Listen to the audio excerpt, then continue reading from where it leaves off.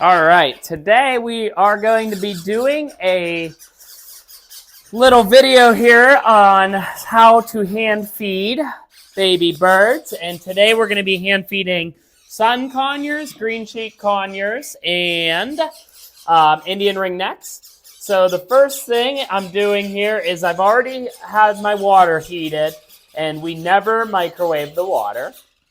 But birds do require very hot temperatured formula, so they need anywhere between 102 and 109 degrees. I always like it to be on the hotter side to start so that as I feed it stays warm. When we're feeding a lot of birds and it's going to take us longer than one batch of food would do, we will actually keep this in use it like a crock pot to float the formula so it stays hot the entire time. So we mix the formula to a consistency of applesauce. Like I said, we never want to microwave it because when you microwave formula, you can create hot pockets where you might put the thermometer into the formula and it says that it's 106 or 107 degrees. But if one little bit of that formula is 112 or 113 and you feed that to the bird, you could cause a crop burn. So then once we have our water temperature perfect, which this was about 107 degrees when I started feeding, we mix the formula. In this case, we're using KT Exact. Depending on the species of birds, we might use high-fat formula, or there's macaw feeding formulas. And then we mix it to the consistency of applesauce. If you feed the baby birds with too cold of a temperature or too thick of a food, birds store their food in something called a crop. And if your formula is made too thick or too cold, what can happen is they can get something called crop stasis. And that means essentially that the food is too thick or it was too cold and they're not digesting it.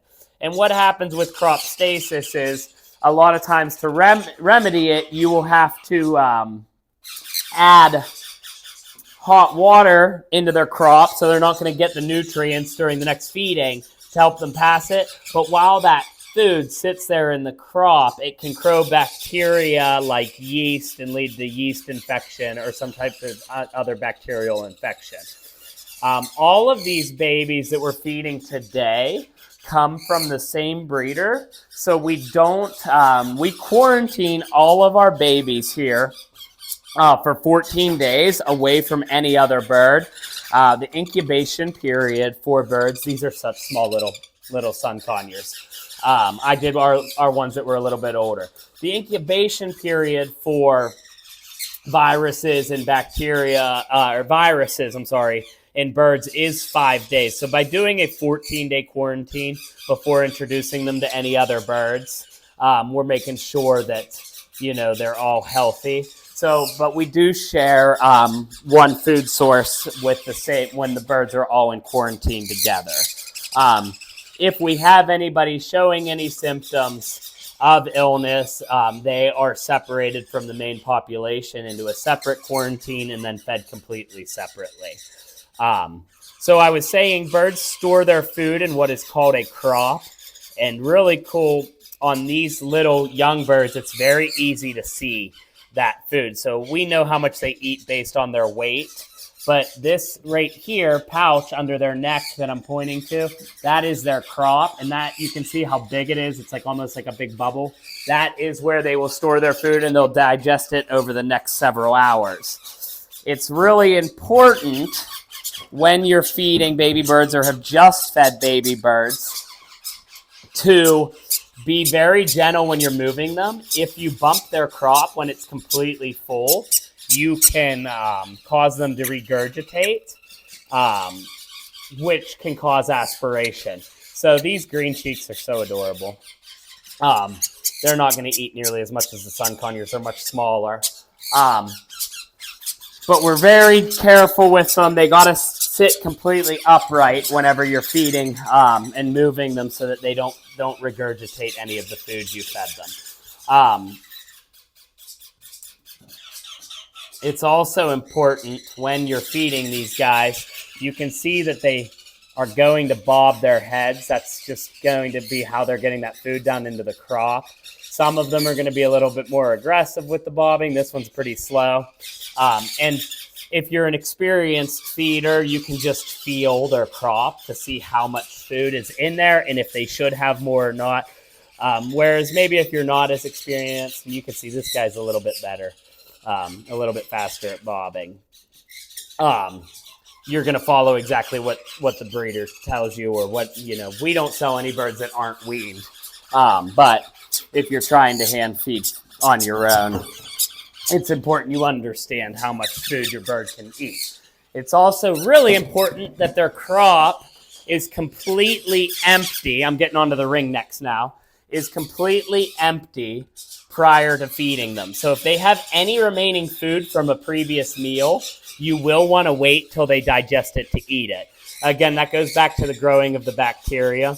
Indian ringnecks always crack me up. They are very, very slow eaters. Whereas the conures and everything you saw ate much faster.